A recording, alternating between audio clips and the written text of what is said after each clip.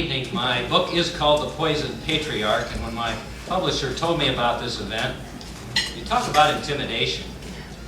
The man who will speak after me, Tanenbaum, not only never lost a felony case when he was the prosecutor in New York City, one of the toughest venues in the country, he's also written just a few books, 25 novels and a new nonfiction book this summer. A man sold 14 million copies of his books, which is just a few more than I've sold. And then I come to Beverly Hills where the man has been mayor. Now, is that walking into the lion's den or not, I ask you, all right? Intimidation, for sure. But I'll do my best tonight and give you some of my theories about the JFK assassination, and he can attack all of them if he'd like to. I want to start out by just asking people out there, all right, if I ask you the question, who killed John Kennedy in 1963, how many of you would say the Cubans? How about the CIA? All right, we got a couple hands. Military establishment. Lyndon Johnson. Oh, we got a couple for Lyndon Johnson, all right. The mafia. Ah, good, good. You're going to like what I'm going to say. And how about all of those out there of you that say Oswald alone? Oh, good. No hands went up. Good for you. I was afraid one of my friends here might say something. Okay, with that in mind, I want to give you an idea of what you would read in this book. I'm a former criminal defense lawyer, down and dirty guy, trial lawyer, mostly all murder cases when I practiced. I've been a television legal analyst for some of the big cases, the O.J. Simpson case, the Mike Tyson case, Kobe Bryant. I come to this as a defense lawyer to begin with, but then I had to switch gears because I basically lay the book out like a prosecutor would presenting his case for a jury. My books, this is my 25th as well, are stop and think books. What I want to do is present the facts to the reader and let the reader make up their own mind. And that's what I tried to do with this particular book. So, with that in mind, I want to give you an idea of what my theory is and what I think happened. And then I'll go into how I stumbled onto this evidence. I'll read a little bit from the book, and I'll even quote a couple things from Mr. Tanenbaum's latest novel that I think relate to my theories with regard to the JFK assassination. So here's what I think happened. Joe Kennedy, you've heard of him, Joseph P. Kennedy. Well, he's the poisoned patriarch in my book. Joe is a bad guy, with all due respect. He made a lot of money in his early life, most of it from either shady dealings on Wall Street or with some bootlegging that he did during Prohibition. And he did that with a lot of the names that will come up right now in terms of some other things that happened later on. Joe made a lot of money. He was a person who liked the money and he liked the power the money brought him. Well, one of the things it brought him was ambassador to England in the 1940s, in case you don't know. He was sent over there prior to World War II. But Joe ran into trouble over there because, one, he was very pacifying toward the Nazis. It was almost like he patted Adolf Hitler on the back and said, oh, Adolf won't do anything. And second, he really advocated a commitment of isolationism. He thought the United States should stay out of the war. Well, that didn't go over very well with the President of the United States, FDR. And FDR yanked Joe back to the United States. And as you'll read in the book, most people felt that Joe's reputation was in shambles. And what did this cause problems with for him? Joe Kennedy wanted to be President of the United States. The money, the power, that was where he was headed, and now that was gone. So what did he decide to do? He said, well, if I can't be President of the United States, what? I'll make one of my sons President of the United States. I'll use my money and power that way. Well, who was up first? Joe Kennedy Jr. And you may recall that that probably would have occurred. But Joe Kennedy Jr. was what? Killed in the war. Who's up next? John. He takes John and he catapults him into what? Becoming a senator from Massachusetts. And then we head to the 1960 election. Joe now is going to get everything he wants, but he's got a problem. If you remember, that election against Richard Nixon was a very close one. They thought they were going to lose Illinois, and they thought they were going to lose West Virginia. And a lot of this is, undisputed.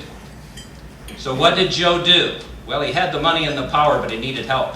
He went back to some of those same people that he knew during his bootlegging days, the Sam Giancanas, Carlos Marcello, Mickey Cohen, other gangsters across the country that had helped with money and power during the election, especially Giancana, who was a very close friend of Carlos Marcello, the New Orleans Don that I will talk about. And basically the deal was this. He made a deal with the devil. He said, look, you help us win this election, and the administration will give you guys a pass. We'll let you go. Even if Joe never said that to them, as I point out in the book, and I'm very careful about any speculation, but even if he didn't say it, the eyewitnesses to history that I have, and there are 41 or 42 of them in this book that had never been published before, they had the impression, obviously, that if they gave Joe the money and he helped with Illinois and West Virginia, they were going to be left alone. Well, what happened? They won those states, and John Kennedy was President of the United States. What's the first thing Joe did? What's the first thing Joe did? I have an eyewitness who was right there when he forced John F. Kennedy to appoint Bobby Kennedy Attorney General. Well, in case you don't know, before the Kennedys got in the White House, Bobby Kennedy had gone after a lot of those mafioso at the McClellan hearings that were held. Well, what was he going to do when he became Attorney General? He was going to go after those guys, and that's exactly what he did. Especially Marcello, Trafficante, Giancana, Mickey Cohen. A picture in the book, you'll see them all sitting around a table. It's amazing because for that event, Marcello has sunglasses on in the picture. And they're all looking like they're, off to prison or going to be deported or whatever. And in April of 1961, just after the ink is dry on John Kennedy becoming president, he does deport Carlos Marcello. Marcello sneaks back into the country, and then Bobby goes after him that way, and he also goes after him with regard to conspiracy charges. Well, as you can imagine, the mafioso feel betrayed. They feel like they've been double-crossed. And who do they hate more than anybody? Well, Joe Kennedy for making the decision, but who's the one guy they hate in the Kennedy family more than anybody else? Bobby Kennedy. This is the first book ever written, hard as it is to believe, that looks at why Bobby Kennedy was not killed in 1963 instead of why JFK was. And it's based on common sense motive, and basically it looks at who had the most reason to kill the president to get back at Bobby. What did Marcello have to lose? He was the Don in New Orleans, and his empire stretched to Dallas. As the fall of 1963 approaches, he's on trial for conspiracy, and he has exhausted every single appeal that he has with regard to deportation. I'm no genius with regard to this book. I just did some hard work that you would do if you were preparing this case for a trial, just like Robert would do. You dig and you dig and you dig, and a lot of it was newspaper archives. I found a lot of this in the New Orleans papers and some in the Dallas papers. Marcello was desperate. One or the other was going to happen to him, deportation or prison. He had no choice. He had to strike back. Well, he's thinking to himself, he's not a dumb guy. If I kill Robert Kennedy, what's going to happen to me? John Kennedy, President of the United States, is going to come after me with everything the government has. But if I mastermind the assassination of John Kennedy, what happens? Bobby Kennedy is powerless. And that's exactly what happened. Marcello, Giancana, Trafficante, Cohen, all of them, never bothered again for a number of years, left alone. James Hoffa as well, the Teamster leader. Motive, means, opportunity, benefit from the crime. I read in a book, Mr. Tanenbaum doesn't believe in some of that. He looks at credible witnesses. Well, if he wants to look at that, then he can look in my book for those credible witnesses that were right there. The main one is 93-year-old Bill Alexander, still practicing law in Dallas, Jack Ruby's prosecutor, heavily interviewed in the book. One of the things he says is, listen, I was really surprised when JFK got killed. I thought it was going to be Bobby because of all of his enemies. Well, logic, common sense says, don't go into all these theories that are based on speculation and rumor and entertainment value and sensationalism. Use common sense logic. Who had the most to gain from Bobby Kennedy being powerless? Carlos Marcello. And when you double-cross those people, those are not people to mess around with. One fellow out here, Bernard, knows a story I told him that I'll now tell you. I found out firsthand what happens when you double-cross the mafia. The late 70s, I was a correspondent for Good Morning America. I did some legal analyzing of some cases, and then I covered other things, did interviews and things. They sent me to Philadelphia to interview the attorney for the Philadelphia Don Angelo Bruno. Robert may recognize that name. So I huddled myself over and I put my tie on and I went over and I interviewed this lawyer. And I was amazed at the things he told me, because the whole story was about the mafia infiltrating Atlantic City. And he told me a lot more than I thought he would. Well, that story entered, for you that can remember, old enough to remember, David Hartman and Sandy Hill were the hosts of Good Morning America. They played that story the next day, and it was amazing, made all kinds of headlines and everything. So the producer called me, said, Mark, can you go back to Philadelphia and talk to him again? I thought, sure, I'll try. So I called his office. It was late morning. Called the office from the New York studio. And the woman answered, and her voice was very soft. And I said, is Mr., and I can't quite remember the name of the lawyer. We were trying to figure it out a little bit ago. But I said, is he there? I'd like to talk to him. And she said, it was very silent. And then she came back on, and I knew she was crying. And she said, Mr. Shaw, they blew up his car this morning. I get a shiver when I said that. That's what they did to that guy. Because he violated their rules. He double-crossed them. He betrayed them. He was supposed to keep his mouth shut, and he was dead. One of the things I did was kind of watch myself for a while, because I wondered whether they might come after me too. But you can't mess around with those people. Now, how did I come to this conclusion? Did I just throw it, be thrown down from the sky or something like that? Well, I have the advantage over most every writer and anybody who's investigated the assassinations. Because I wrote a book about Melvin Belli, a San Francisco lawyer, king of the courtroom, published in 2007. I knew Mr. Belli in the mid-1980s in San Francisco, practiced law with him just briefly.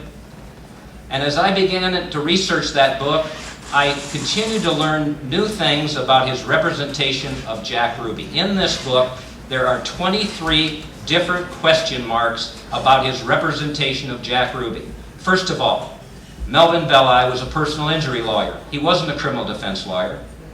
Why in the world did a personal injury lawyer become Jack Ruby's attorney? As you remember, Ruby shot Oswald. Okay? Why in the world did a man who'd never tried a case having to do with insanity use an insanity defense for Ruby instead of throwing him on the mercy of the court? Why did he never let Jack Ruby testify? Why would Belli never talk about the case, blabbermouth as he was, after that 1964 case? He would never talk about it. All of these questions came to mind. And finally it dawned on me, wait a second. Most important here is his main client. It's not the Ruby thing I should be looking at, because Melvin Belli's main client at that time and one of his best friends was who? Mickey Cohen, the LA gangster from right here. And I thought, now wait a second. All those reporters back there didn't realize there were things in the Dallas Morning News, all of that about Belli representing Mickey Cohen and being in the Dallas courts and all that. Didn't anybody stand up and say, wait a second, what is a guy who represents one of the great gangsters in our country doing in the Jack Ruby case? And you will see, I linked it all together. It's not Lee Harvey Oswald that anybody should be focusing on. That's a dead end. He's a murky character. Nobody can figure out what he was doing. I'm appalled at authors like Vincent Bugliosi and others who pounce on this and want to try to figure out is Oswald alone. That's ridiculous. They should be ashamed of themselves. Bugliosi's book is called Reclaiming History. It should be called Distorting History. Oswald is a dead end. The guy to look at is Jack Ruby, the mafia wannabe, who just happened, right, 2 days after the JFK assassination, to sneak into the basement of Dallas Police Headquarters and just happened to get close to Oswald and kill him. So here's what I think happened. Marcello masterminded the assassination of JFK to render Bobby powerless. But one of the foot soldiers, in my opinion, Lee Harvey Oswald, and one of the bit players, got caught, didn't he? Now we've got a loose end. So we've got to silence Oswald so he won't tell about that. Who do we bring in to do that? Since our empire goes to Dallas, we bring in this Jack Ruby character. Through their police friends, he sneaks into the basement and he kills Oswald. Right? Now Oswald is silenced. But we've got another problem. We've got another blabbermouth. We've got Jack Ruby. So what do? We bring in Carlos Marcello's good friend Mickey Cohen's lawyer Melvin Belli, and Belli is ordered, in my opinion, to represent Ruby with 2 orders in mind. 1, portray him as crazy, and 2, never let him testify. And you will read quotes in the book where Ruby wanted to testify, where nobody believed that defense had any chance. Bill Alexander, for instance, gives a whole 2 or 3 paragraphs about how he would have defended Ruby. He would have brought him into the court. After all, you have to remember, Ruby at that time shot what most people believed was the most hated man in the world, right? Oswald. I mean, a first-year law student, as a defense lawyer, could waltz him into court, throw him on the mercy of the court, and as Bill Alexander told me, get him 3 or 4 years in prison. What did Belli do? He got him the death penalty. Because the insanity defense was ludicrous, the jury never bought it, but more important, he portrayed Ruby as crazy, and he silenced him. The case is over. There are no loose ends.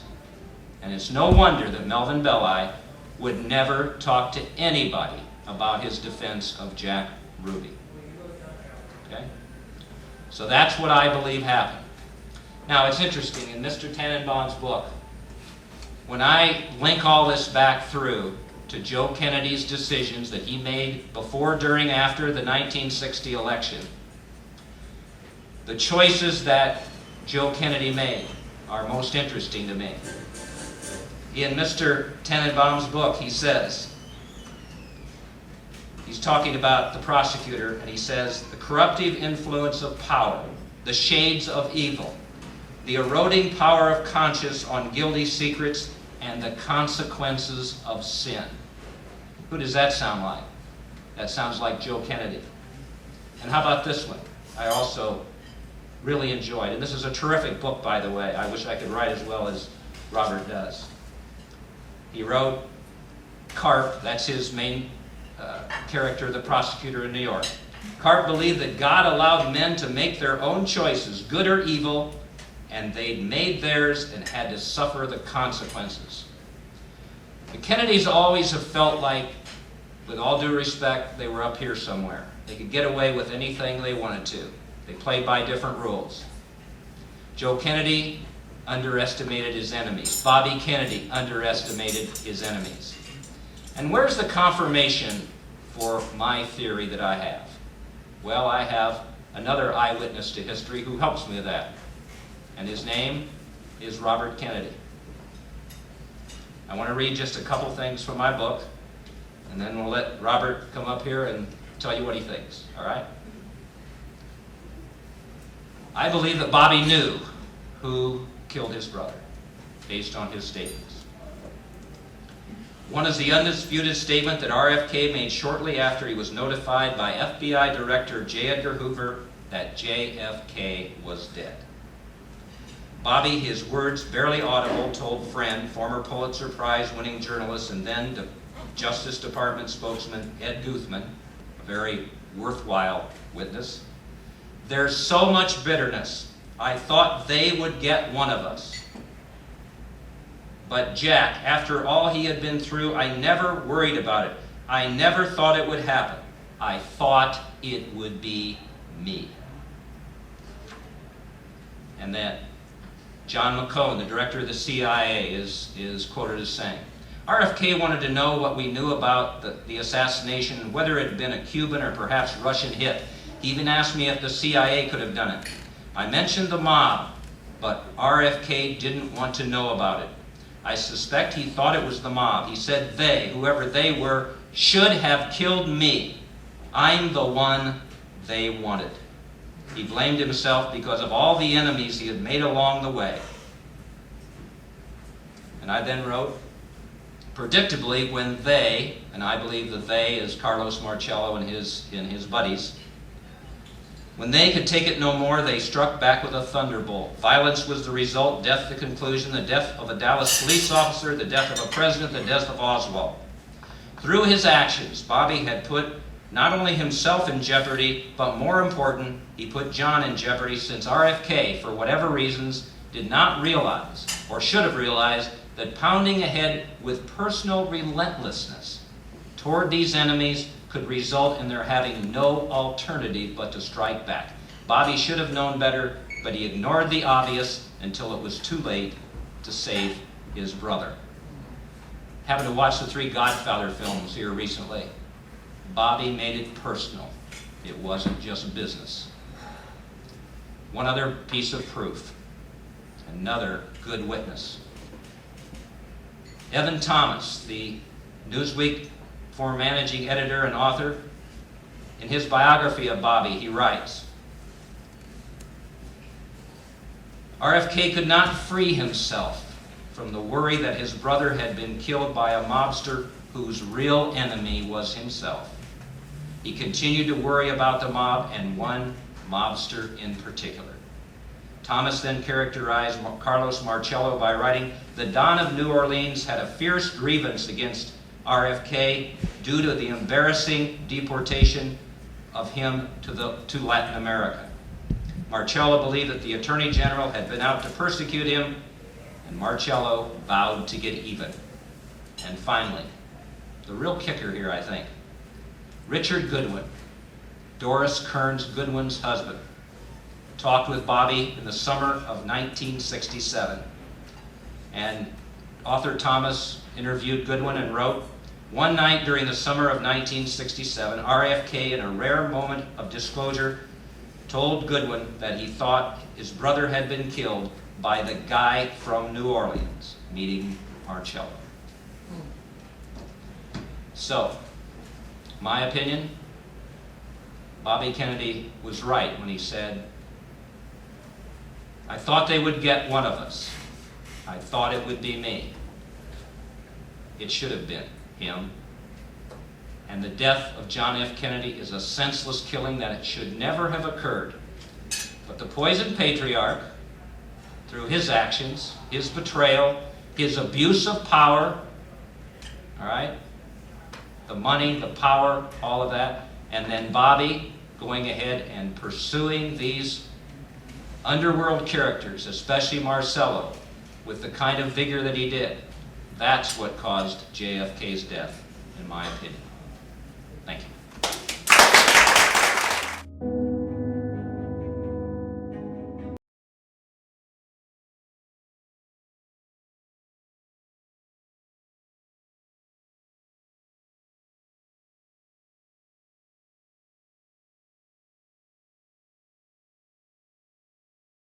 Office in Manhattan to be the Chief Assistant Counsel to the Congressional Committee investigating assassinations of Martin Luther King and President Kennedy, called the Assassinations Committee. It was a select committee, meaning that at the end of the year, you have no funding, as opposed to a standing committee. And I will tell you about my experience and what happened with the Congress. And then if you have any questions about that, I'll be delighted to answer them. But before I do, I spent my professional career as an assistant DA in Manhattan DA's office, which is what we call New York County. So for those of you who are true blue, with one eye gold and one eye blue Californians, you should know that New York City has 5 DAs and each borough is a county. So Brooklyn is Kings County, Manhattan is New York County, Queens, the Bronx, and Staten Island is Richmond. And there are also 2 U.S. attorneys. That's just a slight indication. There's 5 DAs, 2 U.S. attorneys in New York City. In L.A. County, there are 87 cities plus unincorporated villages that make up L.A. County. And by the way, I want to comment for a moment about the illiteracy issue here. It's estimated, and it's a low number, that over 56%, 56% of the people in LA County are illiterate. And there's a group called Bookends. Have you ever worked with Bookends? They try to get books into schools and things. And, you know, there can't be enough groups to do this because it's what we call in Brooklyn a shanda on, does anybody know what that means? A shanda on who we really are when you have people who have no books. So, I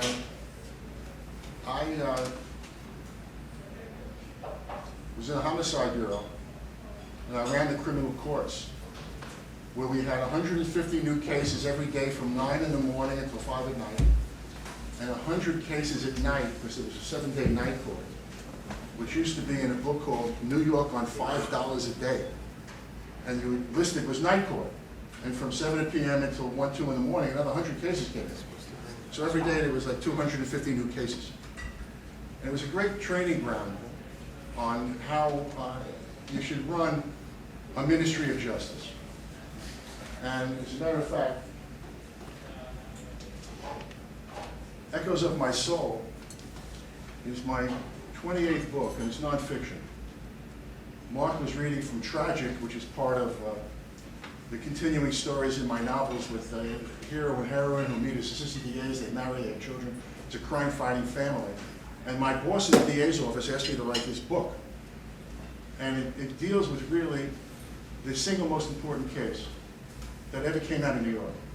And it was cited by Chief Justice Earl Warren when he wrote the Miranda opinion. And it deals with brutal double-rape murder of 2 young women in their apartment on the fashionable Upper East Side of Manhattan. 8 months later, a young man is arrested in Brooklyn, Kings County. He's pressured by the Brooklyn cops, even though NYPD is one police force.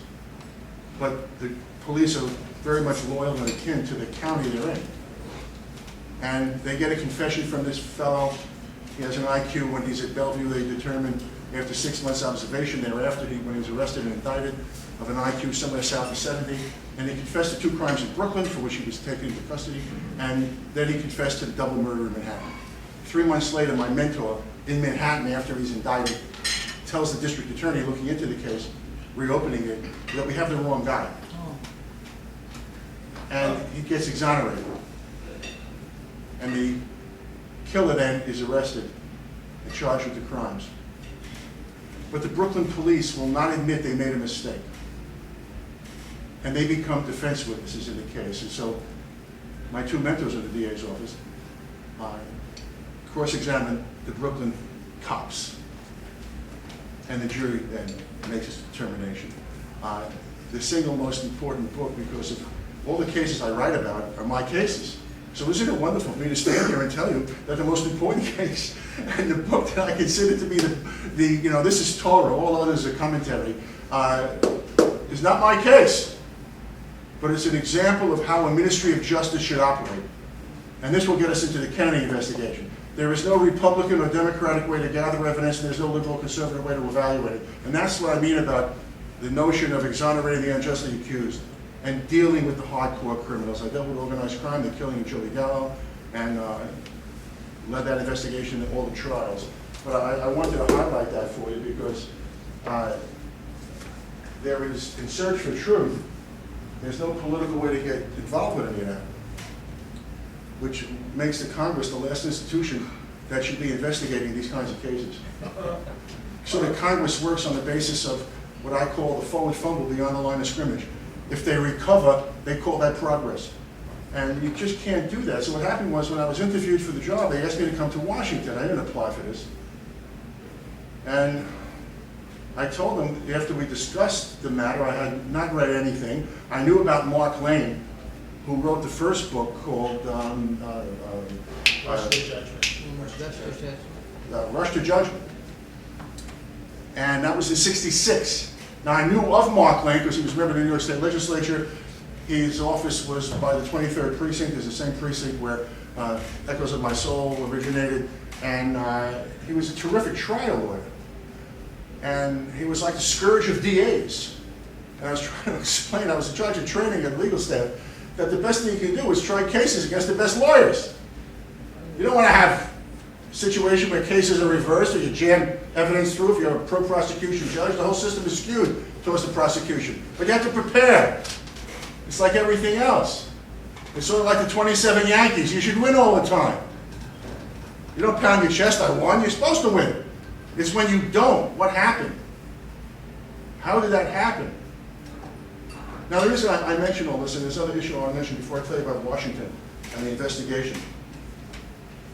And that is a concept that is very important to me that I want to share with you because it's been mentioned. And it was just recently mentioned by Mr. Putin of the KGB.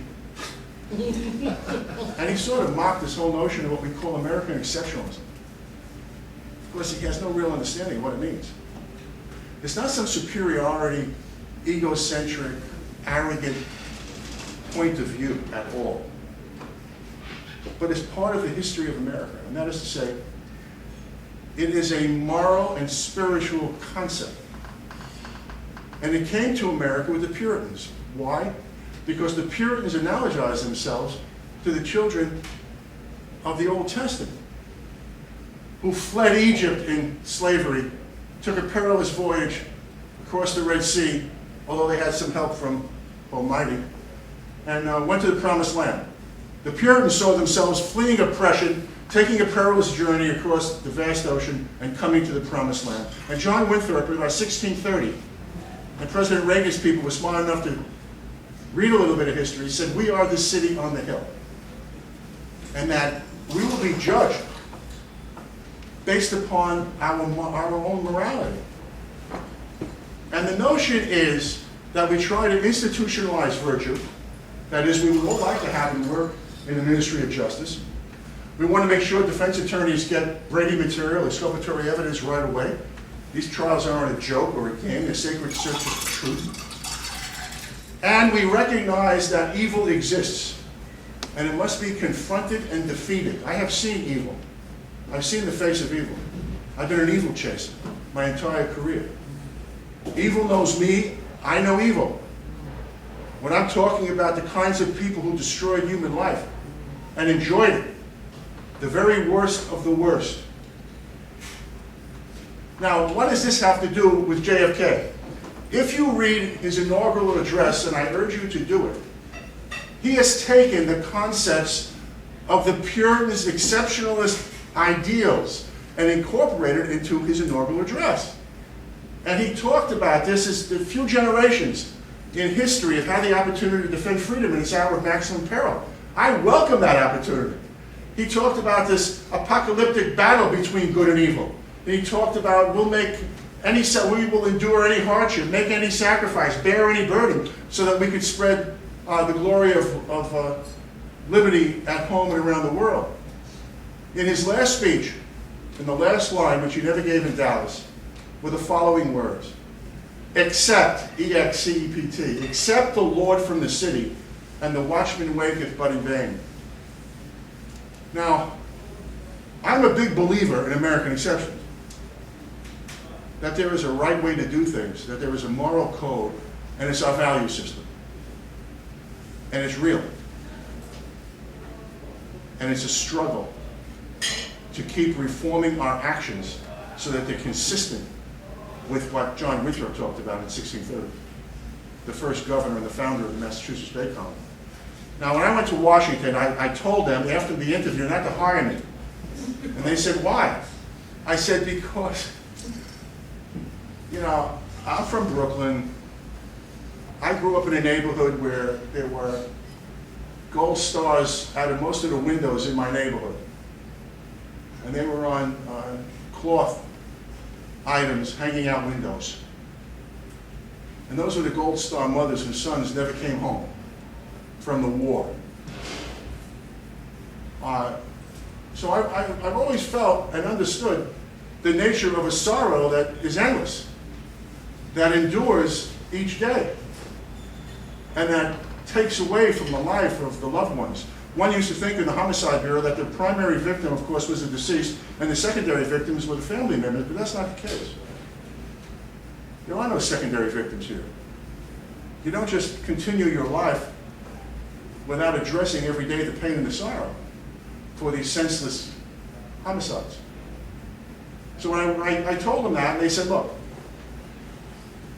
we will back you up. And I said, the push come to shove, you're not going to do that. They said, we will definitely do that. We make that commitment to you. And I went down. The reason I went down ultimately was because my boss, who I worked for in Manhattan, had died in office. And the office was becoming political. And I'm not good in these political contexts, not when you search for truth. And I went down. And the very first week I was there, Senator Richard Schweiker, who you may recall from Pennsylvania, Ronald Reagan, when he was running in 1976 for the nomination, said that he was going to have Schweiker as his running mate. Schweiker was much more liberal than Reagan, and Reagan lost to Ford. And as you know, the rest is history. So what's significant about Schweiker is he was part of the Church Committee investigation into the Executive Intelligence Agency's responses to the Kennedy and King assassinations. And he had a subcommittee that dealt with that response of the Executive Intelligence Agencies as it was related to the assassination of President Kennedy and Martin Luther King. It's a 90-page document. I urge you you can access it now. You don't have to go to a library anymore. You don't have to talk on the telephone anymore. You just type everything out and you press a button. Last course I took in high school, in the last semester, was an elective typing. I barely made 30 words a minute. It was crazy. There was nothing on the keys. I knew I would never type again. That's why I have no email. When I talk to my publisher, I get the sense of, is this a bad day, a good day? You know, are you really going to do anything kind of thing? You're here, you're talking, we're communicating. I actually still write letters in a longhand. When I was there, Schweiker wanted to see me. And it's a 90-page report. It's called the Executive Intelligence Agency Response to the Assassinations of Martin Luther King and President Kennedy. It's very, very important to read. And the committee, the Church Committee, was around 1975. So it's an important document. On the way then, certain agencies responded to these exceptional cases. And he handed me a file. I was in his office, he handed me a file. He says to me that the CIA is going to stonewall everything you're going to try and do. He says, and I will also tell you, I think there were some people involved in the CIA who were involved in the assassination. Pretty stunning thing to hear from the senator. And I had debunked, really, in my professional career as a DA, conspiracies all the time, and particularly in the very high-profile cases that I tried. And that goes to say, you know, the old saw around the courthouse is, you have a weak case on the facts, try the law. You have a weak case on the law, try the facts.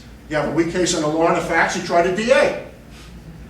So, off I go to the committee, and I have this file, and it talks about various CIA operations involved with this case, and I'm trying to catch up because, as I said, the only book I really knew of was Rush to Judgment, Mark Lane's book, and one day I get called in to show you how hard we were working. I get called in by our video team, and they were terrific kids. And they said, we have to show you this film. It's very important. cameras roll, and there's JFK. He's on the mudflats outside a coal mine in the West Virginia primary when he was running against Senator Hubert Humphrey. Does anybody remember that? Hubert Humphrey? You're all so young, you know. I should give out a history book on American history. Then I'll come back in about 3 years. And he was running against, to get the Democratic nomination, he was involved in the primary with Hubert Humphrey, the senator from Minnesota. And JFK's there in his wingtip shoes, he's got his three-piece suit on, and he's got his cashmere jacket and his cashmere muffler, shaking hands with the coal miners. Press is there, wanted to demonstrate he's not just some young senator, he's a man of substance, a populist leader. Not just the son of a wealthy guy, a sinful man, I might add. And a coal miner stops right in front of him as this parade is going on, and he says, "Senator, I understand you haven't worked a day in your life." So Kennedy immediately looked to see if the media had picked that up. And they had. They were staring right at him. And he looked this fellow in the eye and he said, "I guess you can say that's true." To which the coal miner responded, "Senator, I want to tell you something. You're not missing a goddamn thing."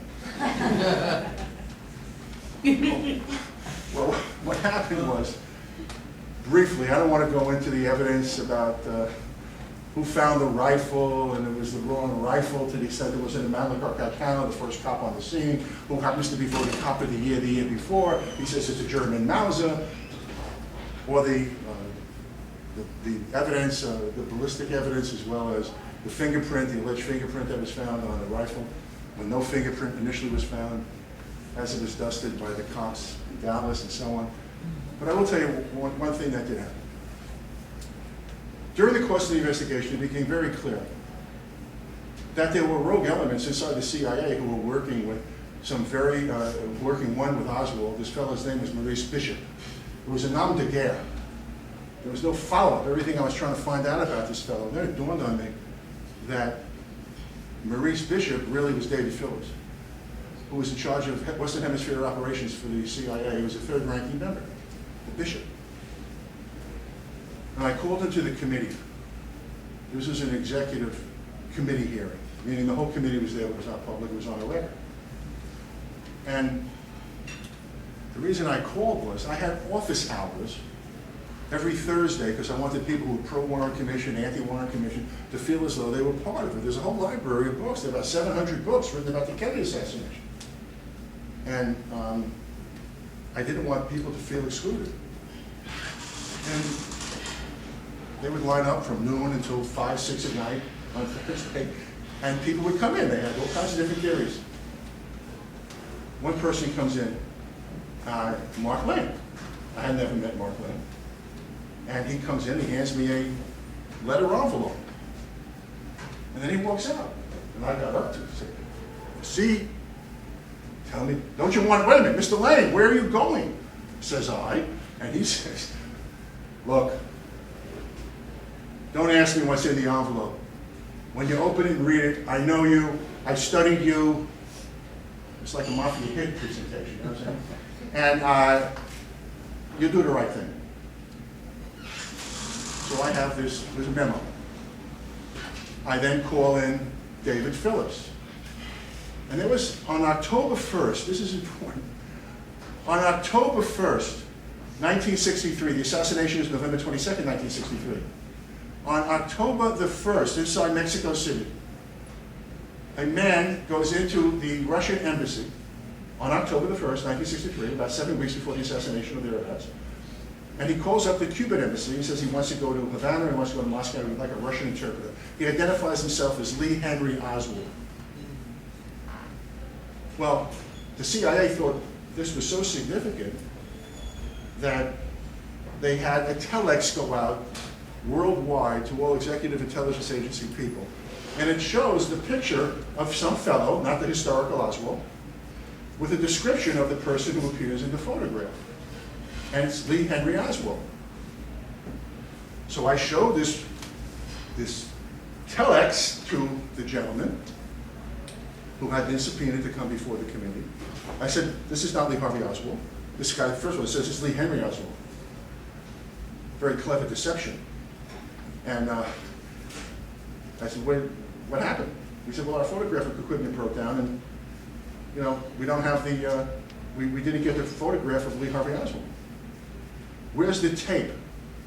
Which gets us into an issue today that's been circulating around in the news, that we tape, that is to say the Russians tape people who go into American embassies, we wiretap and tape conversations of people going to communist embassies. So if mom and a pop and a PTA group would go to Washington, D.C., and they would go to the Russian embassy, within 2 weeks, FBI people would be at the house. They say, can we come in? We don't hear you. We understand you at the Russian embassy. Can you tell us exactly what it was about? And you say, yeah, we want to take the children to St. Petersburg, blah, blah, blah. Where's the tape, is the question. Well, we don't have the tape. It's recircled every 6 or 7 days. So if I were to ask you, where was the tape on November 1st, without quibbling about the 6, 7 days, what would your answer be? He said, I told you, it doesn't exist. Why would you recycle these tapes? Because it's an economic thing. We're trying to save money. CIA gets a blank check to this day. By the way, there's some very good people on this committee, one of whom is Yvonne Burke, who we know from LA, certainly. And she was on the Intelligence Committee, still giving a blank check. In any event, I asked about November 22nd and November 23rd, where's the tape? He said the tape didn't exist. The memo that Mark Lane gave me, I handed to him. And then I asked my chief investigator, who was with me in the Manhattan DA's office, and he circulated that memo. And the memo reads in substance as follows. From J. Edgar Hoover to all supervisorial personnel in the FBI. Our agents, 7 of them, who have been questioning Lee Harvey Oswald for the past 17 hours, it's a pre-Miranda case, have listened to the tape made by an individual inside Mexico City, inside the Russian embassy, on or about October the 1st, who identified himself as Lee Henry Oswald, and they can conclusively say, our agents, that the voice on the tape is not the voice of Lee Harvey Oswald. What a coincidence, you think? So I said, this is your chance to purge yourself. You've just committed perjury. Where's the tape? He just stared at me, and like many of my teachers in my life, just stared at me in sort of disbelief.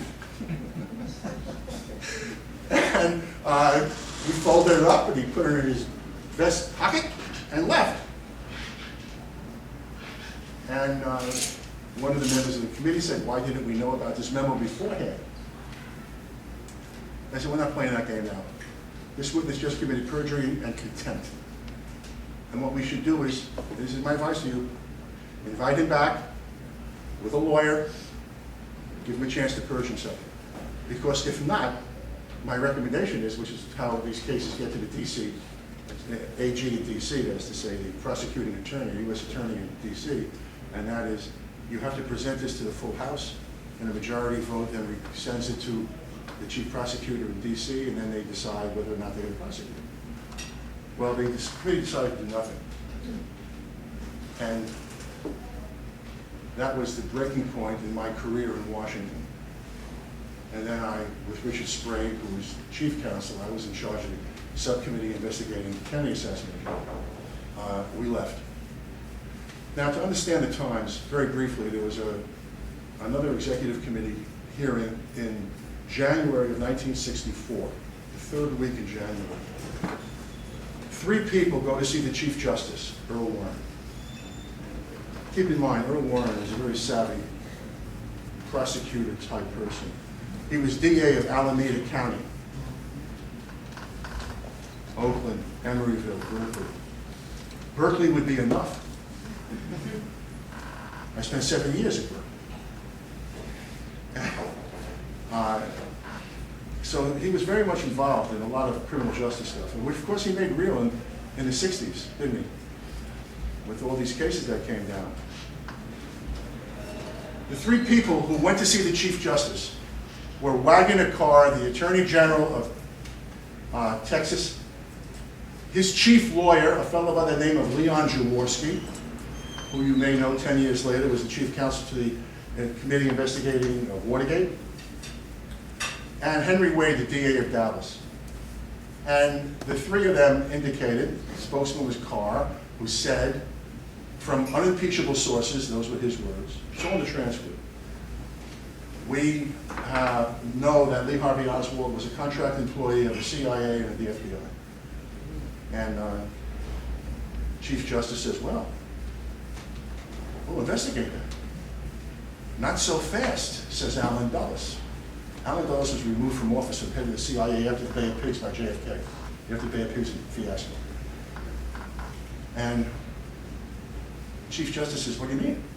Well, says Dulles, if you ask J. Edgar Hoover, who's upset with us for even investigating this case because he determined right away that Oswald did it without foreign intervention and did it alone, then he'll just simply say he was never an employee.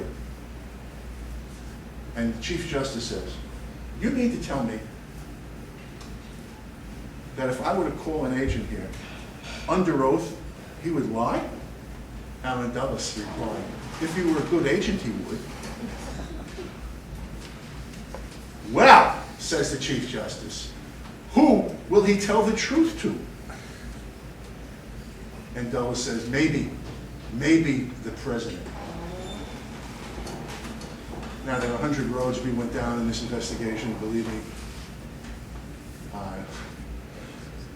Did the mafia do it or not? Did Lyndon Johnson do it? Did Castro do it? Did, Chaim Yankel do it?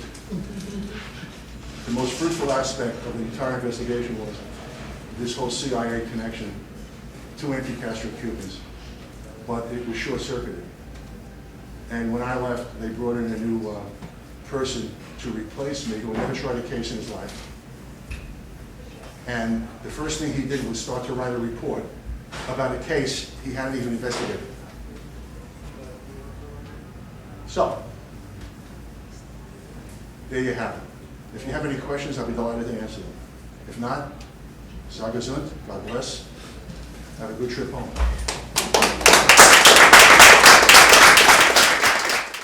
Questions, anyone? Well, I have a couple of questions. One is George Bush's involvement with Oswald. I don't know if anyone remembers, but in '88, he was asked by the mainstream press. They found out that he was the station chief in Mexico City around the time that Oswald was there. And when he was asked about it, he said, well, it wasn't me. There's another George Bush in the CIA. And that George Bush was still working there, but he was an accountant or something, and said he never was ever a station chief. He was never even an agent. And it was never followed up on. So I was wondering if either of you knew anything about that. You know my thoughts about Oswald, so I think that's Robert's category. No, look.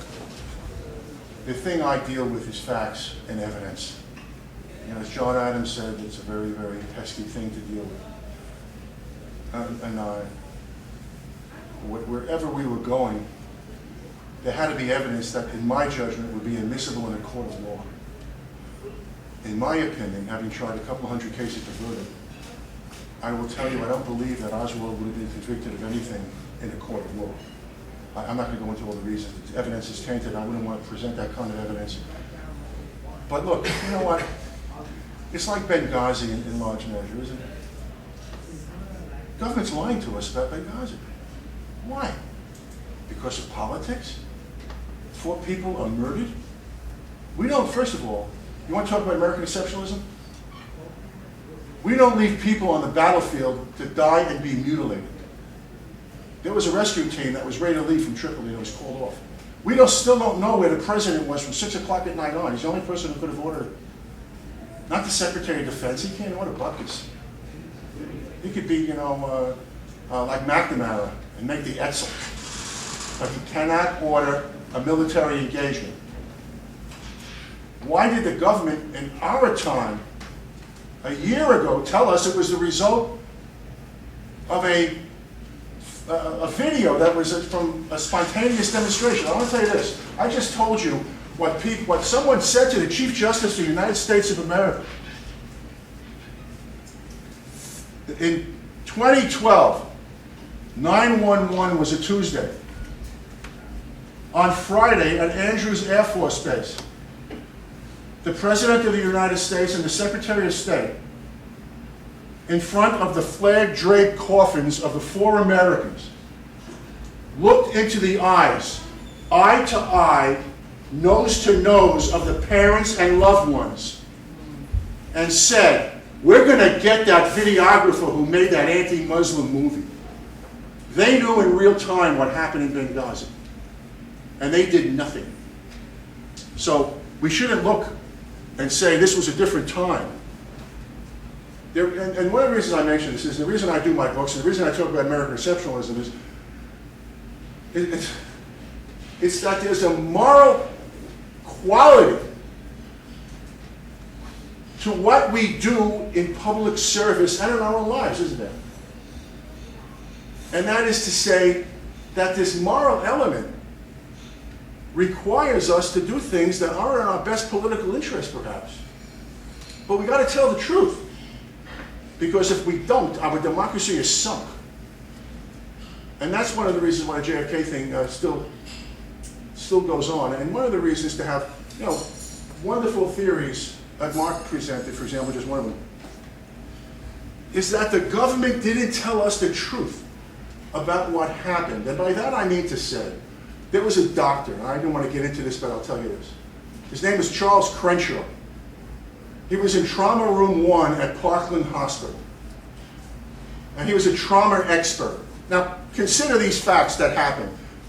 I was walking out of a lecture, philosophy lecture at Berkeley, walking through Safe the Gate when people said the president was shot. I was doing, what president? President of Yale, Harvard? What are you talking about? And then I get in and I see Cronkite as I go into a shop, a store to get some whatever. And there's Cronkite talking about the president's dead. What? What are we talking about here? So what I'm saying here is that there is a moral component to what we do and how we conduct our lives. We want to enhance the dignity of the office. And it's not just something we do to further our own political career. I mean, that's part of this whole American exceptional thing. Adams represented the British soldiers in the alleged Boston Massacre. Is there a greater patriot than John Adams? Why did Hamilton represent Tories after the war? Because he didn't want them to be discriminated against. And there's a legendary case called Rutgers v. Waddington. And he argued in 1784 about judicial review that ultimately happened in Marbury v. Madison in 1803. So these are the issues that matter to me. And that's why I do the books. Because instead of dumbing down the system and saying, my son said to me in 1992, when I was having a classic discussion in the house after dinner with friends and so on, mostly all liberal lawyers, and they said, who are you going to support in the Democratic primary? I said, well, the one person I will never support is this governor from Arkansas. They said, why? I said, he's on tape supporting perjury, telling Jennifer Flowers to lie to the grand jury. The seduction of power, wherever you are in our system, and the notion that people want to be liked because they want to get along. Conservatives want a great editorial in the New York Times to show they're a good conservative. And the liberals, they want one, maybe from Bill O'Reilly. But the fact is, you can only do what the facts are, what the truth is. You make a mistake, you admit it, you correct it, and you move on. But we're not seeing that today, are we? We see these lies. And I'm just reading today about this professor from Princeton, this Blinder fellow. And he's there with Klugman at Princeton, the economics department.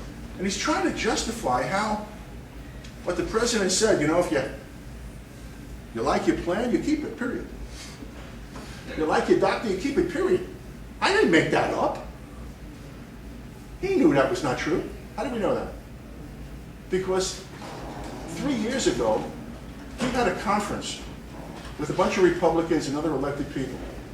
And Eric Cantor from Virginia said to him, it's all on film, and he had the law out in front of him, Cantor, and Cantor said, Mr. President, at least 9 million people, we think more, but General Accounting Office says 9 million people are going to lose their insurance. And the president says, well, you got to keep in mind, that's out of 300 million. And can't say, well, 9 million is a lot of people. This is being sold, that you can keep it. You can't. It's in the law. And Blinder is saying today how the real issue here is that there's not going to be any death panels. What has that got to do with whether the President of the United States, there is a moral component to that office. I don't care whether you're a Democrat or Republican, a communist or whatever. It matters what they say and do, doesn't it? My son said to me when I was trying to tell you, and I was getting upset with this notion about the governor of Arkansas supporting perjury, he said, Dad, what are you so upset about? He said, everyone who runs for president lies. You know, when I was in Brooklyn, growing up, I walked precincts for Adlai Stevenson with my mother in this Jewish intelligentsia thing. And that was probably the only precincts he won, those in Brooklyn. I didn't think, when I was that age, that people lied when they were president of the United States. How naive. But that doesn't mean it's right.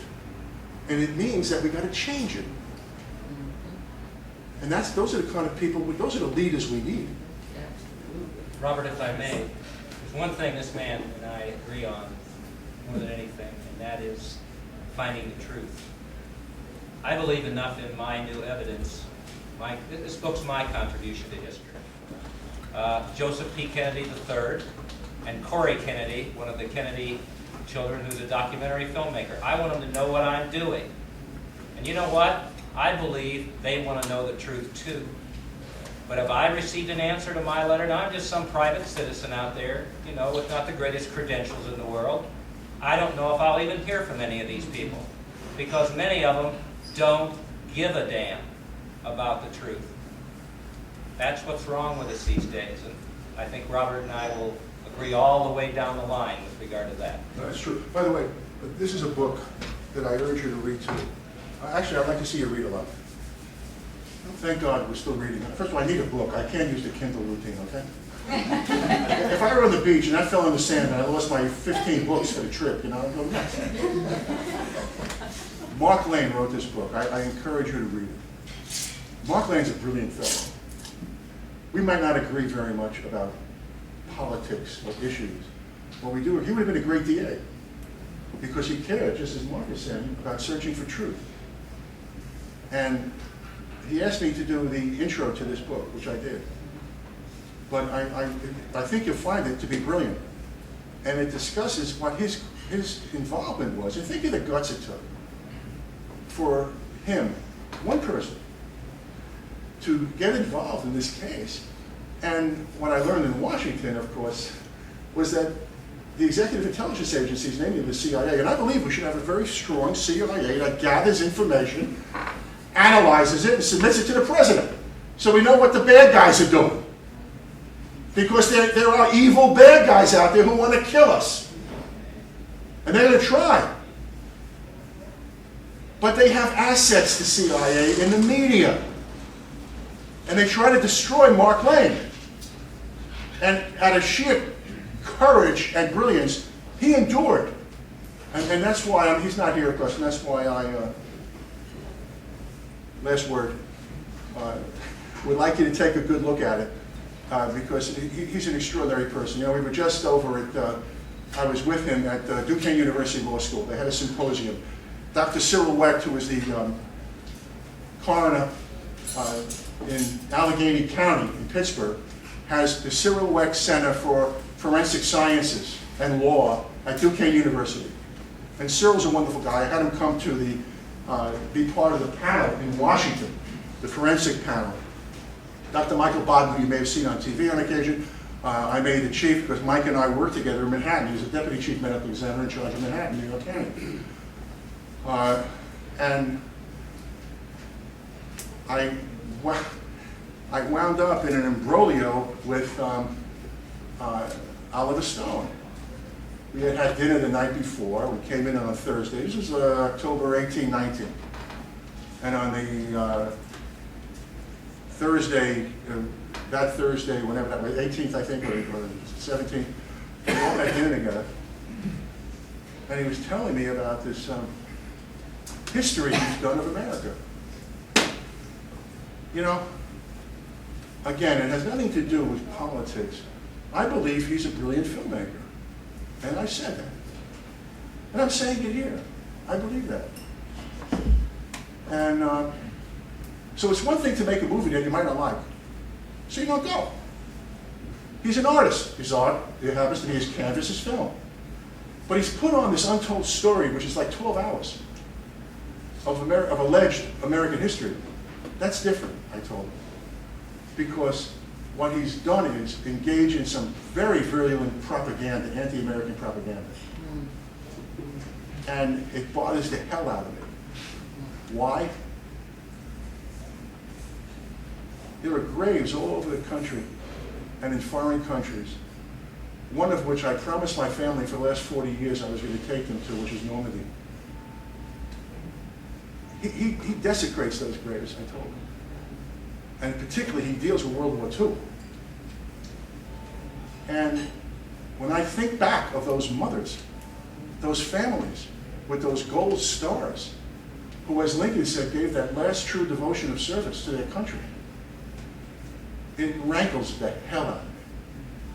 And that's why I urge you to read some of this stuff and come to your own conclusions. In all the novels I've done, I will tell you. And he and I will not agree about this. No, that's okay. Lee Harvey Oswald is a dead end. And these authors like Lane, who continue to focus on him, Lane doesn't will focus on never him. discover the truth. Mark Lane doesn't focus on him. Mark Lane says Oswald is all over that book. because he represented Oswald. He represented I don't Lane. care. He's all over that book, Robert, and that is a dead end. It's Jack Ruby who is the key to this case. Mark, He's the missing link. Let me finish. Go ahead. Let me finish. I try to be humble about this, but the evidence is there. If you look at motive and you look at benefit from the crime and you use some common sense and don't get out there in the entertainment world and the sensationalism world and all of that. Lee Harvey Oswald is a red herring. They went in the wrong direction right away because J. Edgar Hoover said he alone killed Oswald, and for 50 years they've been going in the wrong direction. You read this book and you make up your own mind. Read Mark Lane's if you want to, but read that book of mine and see what you think, whether I'm full of beans or whatever.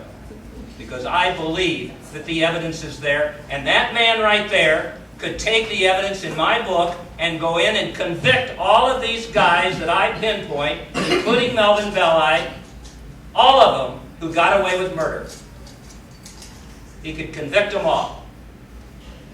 I promise you that. I'm sick and tired of hearing about Lee Harvey Oswald, Robert. He is a dead end. Okay, now, what's important is we talk about what really exists, not some theory. Mark Lane was the very first person, when you read Rush to Judgment, who said, in his opinion, Lee Harvey Oswald was innocent, and he was railroaded.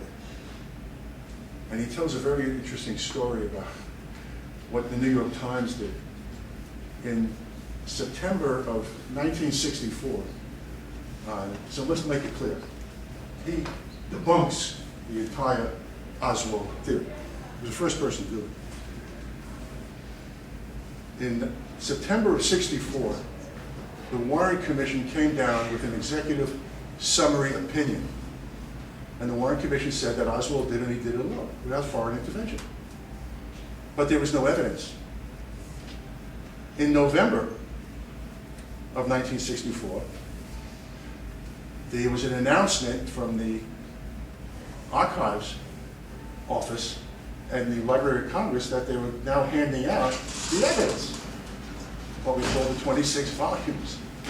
And Mark Lane was on a line with Anthony Lewis, who was an editor at the New York Times, and he had a 2-day-a-week op-ed piece. And they waited, and they got their 26 volumes. It's thousands and thousands and thousands of words. And by the way, the volumes are not organized, like Ballistics is one volume, Medical is another, Eyewitnesses are another, what have you, what have you. It's all thrown together. And the very next day in the New York Times, Anthony Lewis wrote, now that the volumes have come down, the evidence clearly supports the notion that Lee Harvey Oswald acted alone. And so Lane wrote him a letter saying it's going to take me at least 1.5 years to read through the volumes. How did you do it overnight? Of course, Lewis never responded. But I think, it'd be very worthwhile to understand, notwithstanding Mark's comment, I don't know if Mark understands that Mark Lane exonerated Oswald. I don't exonerate or do anything. I just tell you that, unfortunately, the Congress didn't finish the job it should have done. It just misled the American public. Yes? A few days ago, Deborah Roberts interviewed Mrs. Oswald. Marina Oswald. Yes, Marina Oswald. Is there any particular reason that No. they're... No. It's interesting, if you see a picture of Marina in '63, and you see the photograph of her today, Yes. there's a substantial difference in presentation. Yeah, she was a married woman and, supposedly, I don't know. Yeah. I have a question. In your opinions and your theories, is there any connection with Sirhan and the assassination of John Kennedy's brother Robert? I mean, Sirhan, and Right. I mean, is there any like cover up? Like somebody is covering something up with that? Is it tied in at all with the assassination of JFK? It may be, but we had no evidence of it. But I'll tell you something humorous about that. I was asked by the committee to meet with the 435 members of the House because they cut our funding off. And then we had to be reestablished after midnight on December 31. And the committee was formed in or about October of '76. So I met with them, and Leon Panetta, for example, was a freshman then. Wonderful guy. I remember meeting Leon at a breakfast with 9 other freshman people and so on. But one of the people I met with was Jim Wright, you may recall, was the majority leader of the House. And he has a gigantic office with a lot of staff. And I went in there with staff people, and he was sitting behind his desk, and he had his foot up on the desk, and he was leaning back in his swivel chair. And I was telling him that we need to continue to be funded because there are certain aspects of the case that have to be continued, and we would like to find out. Did the mafia do it? Did they not do it? And so on and so forth. And we're trying to go through every one of these trails to see where they would lead. And I said that one of the areas that's been fruitful is this whole CIA rogue connection with various anti-Castro Cubans, and it has to be checked out. And he came charging forward over the desk. And he said to me, "You mean to tell me that Sirhan was involved in the assassination of the president?" I said, most respectfully, that may be part of the problem we're having here with the leadership and the rest of the Congress. You see, we're investigating the assassination of President Kennedy, not the assassination of Senator Robert Kennedy. Majority leader of the Democratic Party at that time.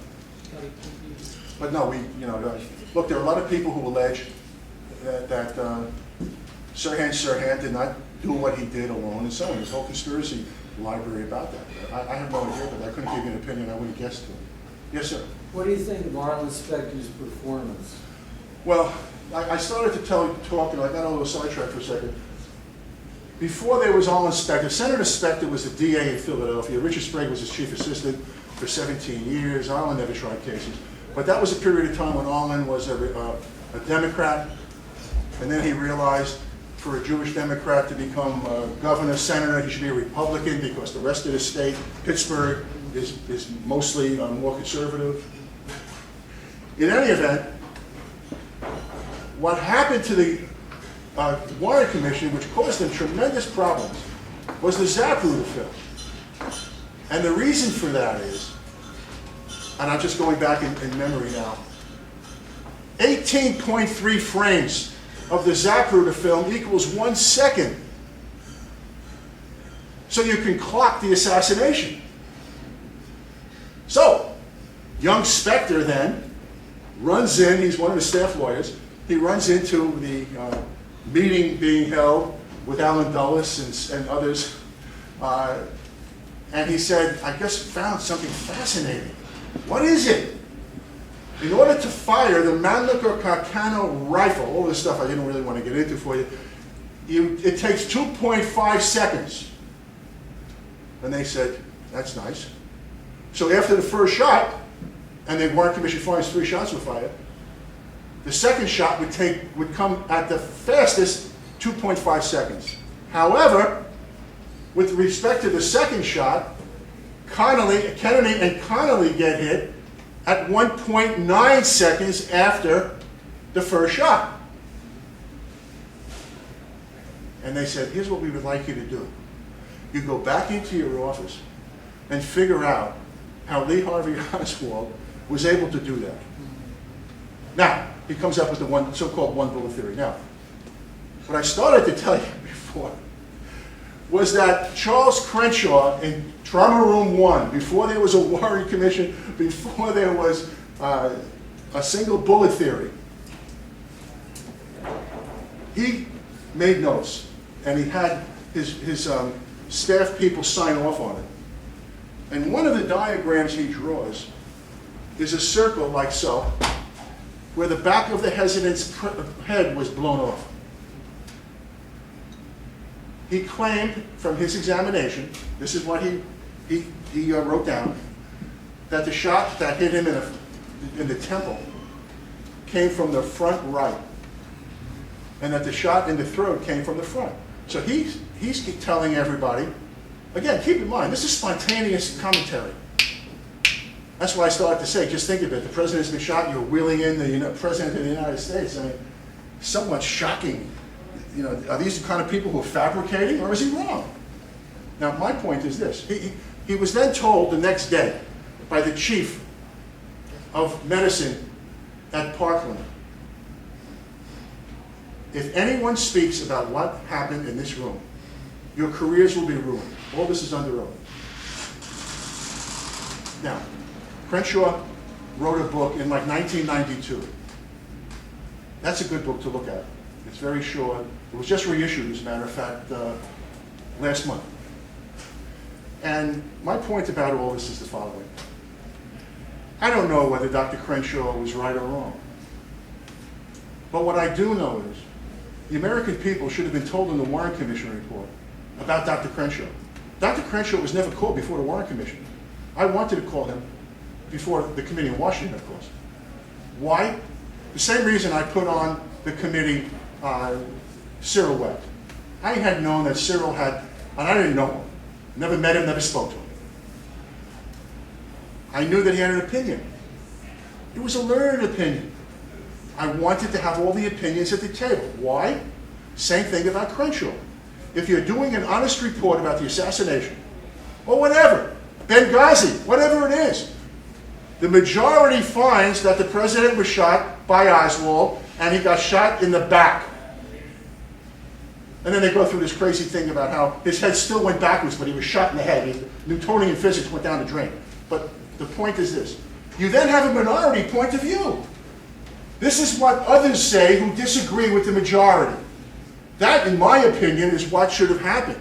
And had it happened, then a lot of these theories, I believe, would have not simmered the way they have. As I said, there's a whole library filled up with books about it. And I'm not here to debunk anyone. I encourage people, that's great. Publish, do your research. People will choose to read or they won't. I feel that way about my own books. I'm not moralizing, I'm simply saying this is, my stories.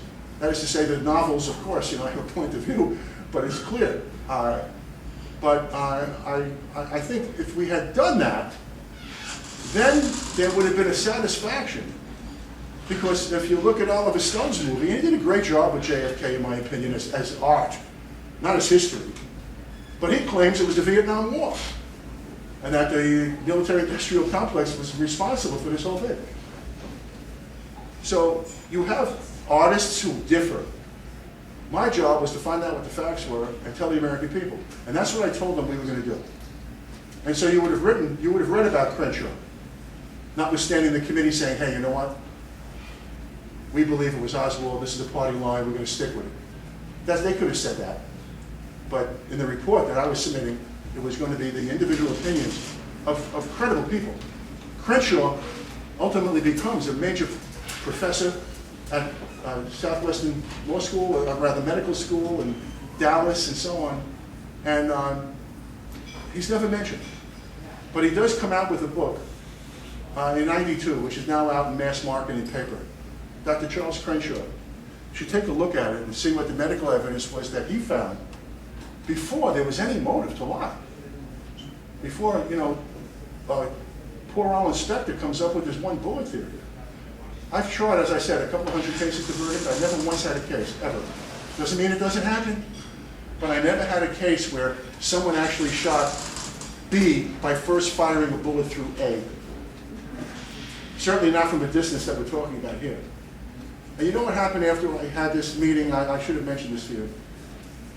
After I had this meeting and wanted to call this fellow back because he walked out on us, so he committed contempt on the citation of the subpoena, and he committed perjury.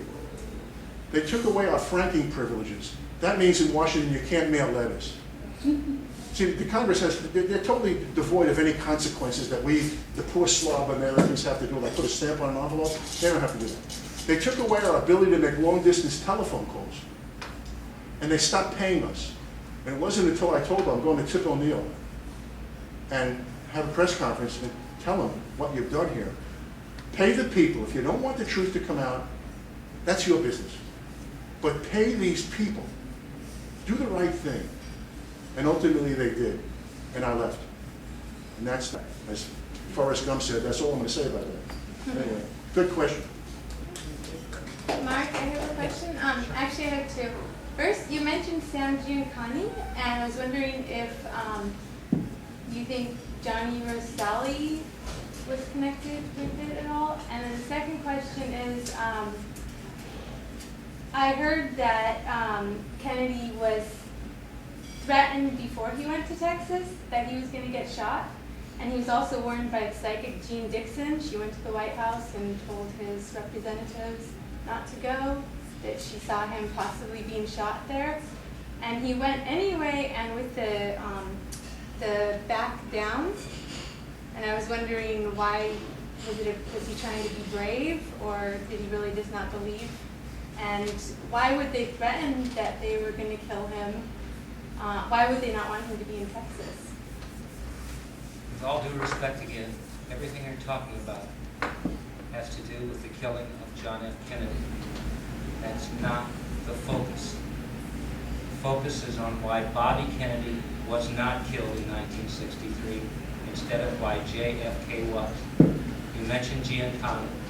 He's one of those guys who's betrayed by Joe Kennedy, pursued, persecuted by Bobby Kennedy, and one of those that had motive, and his best buddy was Carlos Marcello. As far as the threats against JFK, again, the bullet stuff is nice. The threats against JFK are nice. Oswald this and Oswald that, they're all nice, but they don't have anything to do with finding the truth. I can't emphasize it anymore. Look at motive. Why Bobby Kennedy wasn't killed instead of JFK was. And that will lead you back to what Joe Kennedy did.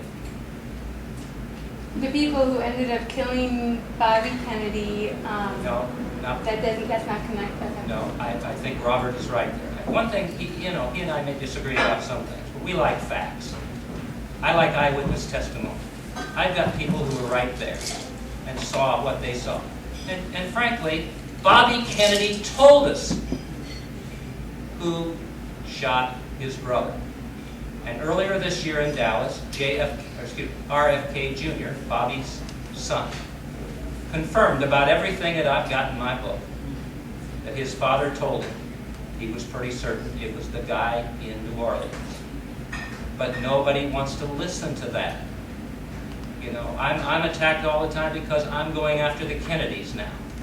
Some of the liberal media won't have anything to do with me because I'm trying to show that for 50 years, Joe Kennedy's gotten a pass until now.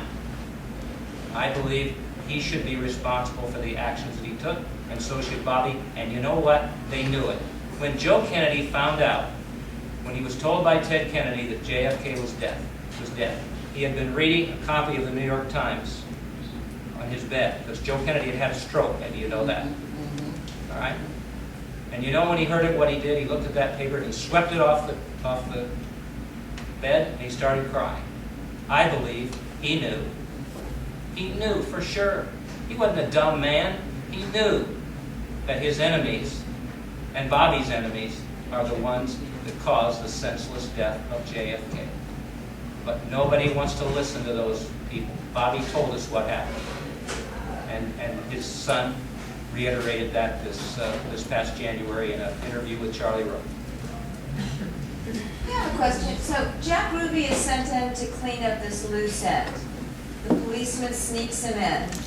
But then you have another loose end because Jack Ruby gets caught. Was that just the policeman wasn't able to sneak him back out? Was that unplanned? Were they just unorganized mafiosos and they just kept leaving loose ends everywhere they went? Excellent question. No.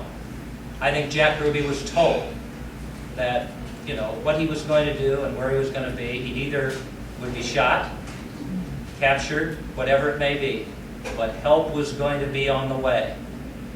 One of the most compelling comments that Melvin Belli made when he found out that Lee Harvey Oswald had been killed, he said to a friend, well, now I won't represent Oswald, I'll have to represent Ruby. I think Belli was on call. I think he was ready to represent whoever he was supposed to represent. And Ruby was told that Belli, or a good lawyer, somebody, a mob-connected lawyer, would be on the way. The first person to visit Jack Ruby in the jail cell in Dallas was Joe Campisi, who was a Dallas mobster and an underling to Carlos Marcello. And I believe, and there's a corroboration in the book, that Ruby was told, keep your mouth shut, we have a lawyer coming to help you. So, you know, Ruby is what I call the doomed assassin in many ways. He knew he was going to get caught or perhaps shot, but help was on the way. And that's why he trusted Belli all the way through the trial. You will read about that.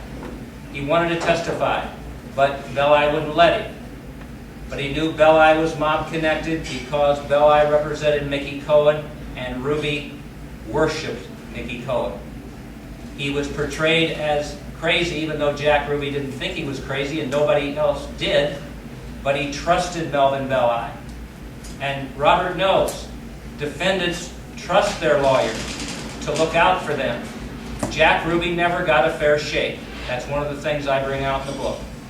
And that's what I've said in my letter to the Congresspeople. His rights to counsel were violated.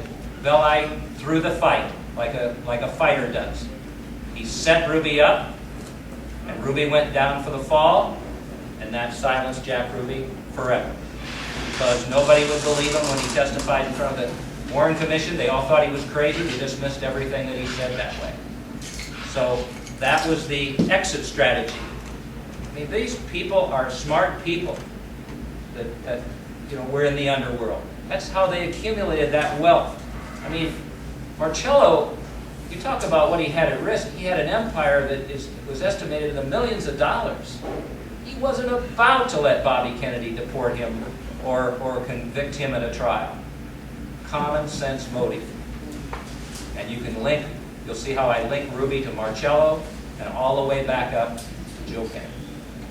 I was going to ask if you guys just did a signing. Sure. Because we have to lock the room soon. So you can purchase books tonight in the back of the room, and then these guys will sign and answer additional questions at the front of the room. I agree with Robert and the Mark Lane book is an excellent book. Everybody should read it. I was just curious out of the audience, has anybody read the Warren Commission report? Anybody read it? No? You can go on to Mark mentioned the Mary Farrell. You're a member of the Mary Farrell Foundation. You can go on and read the ballistics evidence, question it, look at the Zapruder film, and then read the ballistics evidence in the Warren report. And I think Jerry Spence, the legendary trial attorney, said it best. You should tell the whole truth, otherwise half-truths become whole lies. That's really what it's about. Try to tell the whole truth. Robert encouraged us tonight. Seek the answers, read a lot. I'm an avid reader. I read everything that I can get my hands on. I'm sure you guys do too. We hope we've inspired you to read and buy these books, these guys. So support them being tonight. Please buy the books, and we thank everybody that came tonight. Thank you.